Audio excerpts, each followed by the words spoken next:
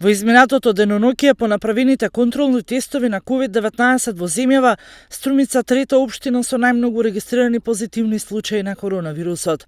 Имено од Центарот за јавно здравје Струмица потврдува дека 11 лица од Струмица, од кои 2 се малолетни, се позитивни на COVID-19.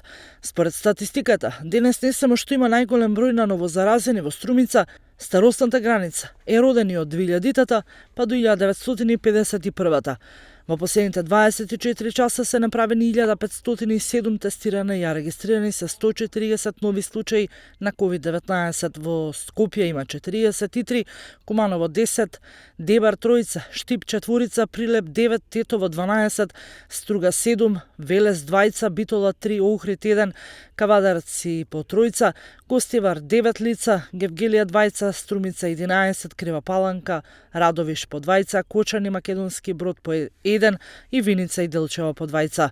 Починати денеска се 4 лица, пациентот Прилеп на 71 годишна возраст, од Тетово 73 години, од Гостивар 63 пациент, од Скопје 64 години. Вкупната бројка на ковид диагностицирани во нашата земја од почетокот на епидемијата изнесува 15.694, а бројката на оздравени пациенти е 13.128.